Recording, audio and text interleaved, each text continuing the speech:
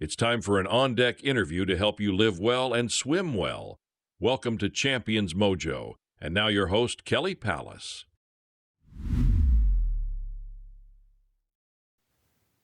We are doing an on-deck interview at the beautiful city of Fort Lauderdale Aquatic Center at the Fall Classic Short Course Masters meet. And I'm so excited to be talking with Joe Wotton. Joe, give us your name, your age, and your team. I'm Joe Wotton, 66 years young, and Swim Melbourne Masters in Melbourne, Florida. The Mahis. Very good. We love the Mahis. And give us your swim history and kind of where you started swimming and then all the way up through Masters. And don't be humble, Joe, because I know what an incredible history you have, and I really want to hear it all. So I started swimming in Massachusetts. My mom threw me into a YMCA pool and got me to swim. And then we moved down to Florida when I was 7, had a pool in my backyard. So we swam extensively just as part of every day. And then God bless my brother, when he went to high school, he decided that he wanted to play water polo, which happened to be the first aquatic season of the school year because swimming followed that. So he got dragged into water polo by the head coach there. And then I ended up following my brother's footsteps, playing water polo and swimming for 4 years there. And the highlight of that particular era was I got to swim in this very same pool in my state championship high school swim meet in 2 separate events, the 50 and 100 free with Rowdy Gaines. Obviously, the only time I was close to Rowdy was at the start because the rest of the time I was looking at his feet. But I finished, I think, 4th and 5th in both of those events. I can't remember which one was which. And then I was fortunate, and it wasn't necessarily a swimming accomplishment, but I was the most valuable water polo player in the state of Florida my senior year. Fast forward now to the Air Force Academy, which I was fortunate to get into. I ended up swimming there and playing water polo there for 4 years, was the team captain of the water polo team my senior year, most valuable player for water polo my senior year.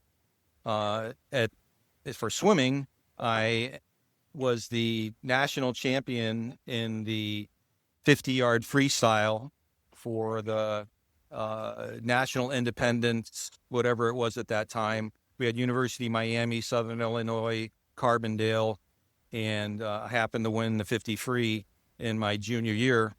And I set the school record for the 100 freestyle at the academy my junior year. Unfortunately, didn't have the same results my senior year, but that was probably the fastest I ever went. I split a 45.5 on the 100 free relay, the 400 free relay.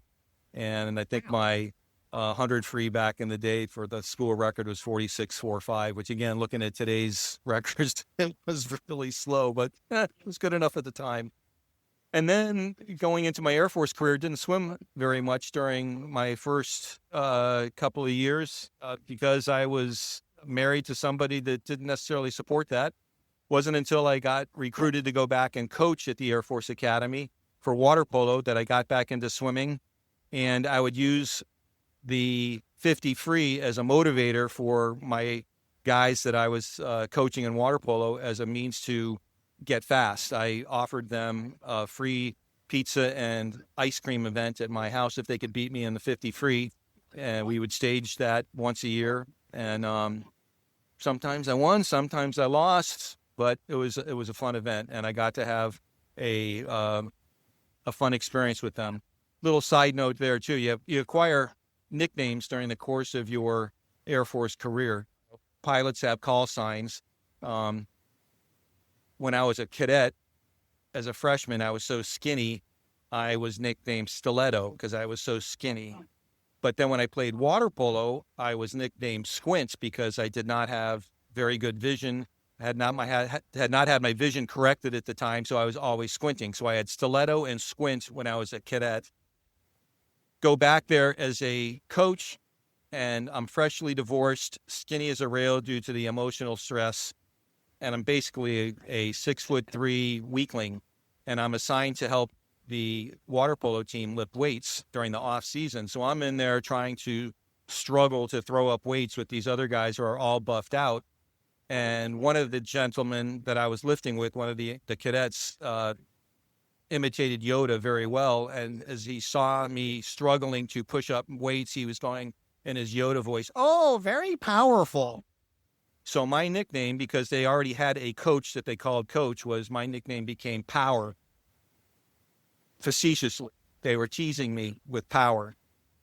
Again, fast forward to now I'm in my master's career, and I'm swimming at St. Pete Clearwater in that Valentine's Day meet. I have my Air Force warm-up jacket on, and I'm standing at the heat sheet thing, looking at the heat sheet, and a guy comes up to me. This is now a guy that had swam there at the Air Force Academy, had cross-commissioned and was a Navy SEAL, stud, big-time stud. Had swum the channel. You might even know this guy, John Doolittle. So Duke comes up to me and taps me on the shoulder, and he goes, "Hey, I saw you here. Where are you? Where are you swimming? I don't see your name on the heat sheet." And I go, "There I am, Joe Wotton." He goes, "Wotton? I thought your last name was Power." So all those years, the cadets have been calling me Power. So that was my other name during the course of my Air Force career, was Power. I still walk through airports every so often, and the guys who are pilots, they'll be calling, "Hey, Power." And I'll look around like, it's got to be one of my guys. So my master's career really got into high swing when my last duty assignment, when I was at Hanscom Air Force Base. We helped, that was in the Boston area, west of Boston. There was a pool there that was covered by a bubble. My wife and I, Debbie, co-coached an age group team, but we also had a feeling that a master's team would work pretty well. So I was one of the founding swimmers. And so I really became more involved in master swimming. Then we moved down here after I retired and, started swimming with BJ. I got to swim on a world record relay, but it's just been so much fun getting to see people. Every time I show up to a master's meet, it's kind of old home week to get reacquainted with folks and to just encourage each other and see how people are doing. So, Joe, what is your best or favorite event? Right now, I would say my best event is my 50 free. And what is your training regimen? How do you prep for your races now? So I try and swim at least 4 to 5 times a week. And I also, when I'm in a good routine, I try and lift 3 times a week as well. Now I intersperse that with 3 rounds of golf. So I'm walking 3 rounds of golf a week as well. But that's normally the routine. And then I'll try and taper that off like at 2 weeks out where I'm not doing the weights and not going as much. But the workouts range anywhere from 2,500 to 3,000 plus, depending on which is on the agenda. What about your biggest comeback, either in swimming or in life? Biggest comeback in life is getting back together with my wife, Debbie.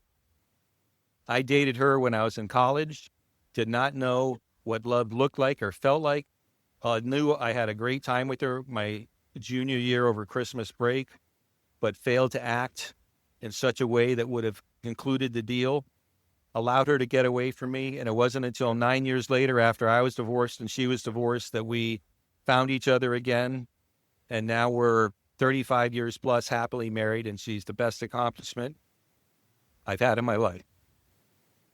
Oh, that's a great comeback story. Okay. What Olympic swimmer, dead or alive, would you want to have lunch with? I'm a historian in that I love to read about stuff that's happened. I think Johnny Weissmuller would be a second choice, but I'd like to talk to the Duke. The Duke overcame quite a bit in his career. I'd love to hear what he had to endure, just his life in general. Just hearing his experiences as a Hawaiian and what he got to see in Hawaii, but all of that would be fascinating to me to hear about his life. That's a great one. Okay. What is one fun fact that we do not know about Joe? You probably already know this, but we go for a month down to the Keys and hunt lobster.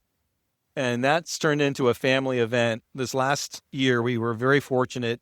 During the month that we were there, we had 2 weeks where we got to see all of our kids and all of our grandkids and get them in the water and play around and just had a fabulous family time. But we go and we hunt for lobster, and fortunately, we're able to give away quite a bit of lobster to people that we love and care about. So it's a combined family event. They call me Max because of the character from The Grinch That Stole Christmas, Max the dog, because I'm really kind of happy when I'm down there, and that's the expression they believe I have. But so my alter ego comes out when I'm down there, but that's a wonderful month for us during the year. How many nicknames do you have, Joe? All right. Last thing is there anything that I haven't asked you that you want to share with the master swimming community? I'm grateful that we have this community because to me, it's another example of joy. I have a lot of gratitude towards the things that I get to have in my life, and Masters is probably one of the top activities that I get to do. And so I'm just grateful for the Masters community and the joy and shared appreciation we all have for each other, because this is just such an uplifting, positive community, and I'm so grateful to be a part of it. Beautiful. Thank you, Joe.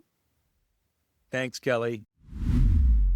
Thank you for listening to the Champions Mojo podcast. Would you consider leaving us a 5-star review on Apple? That's like getting a best time for us. Kelly and our team would be so grateful. See you next week for another boost of mojo.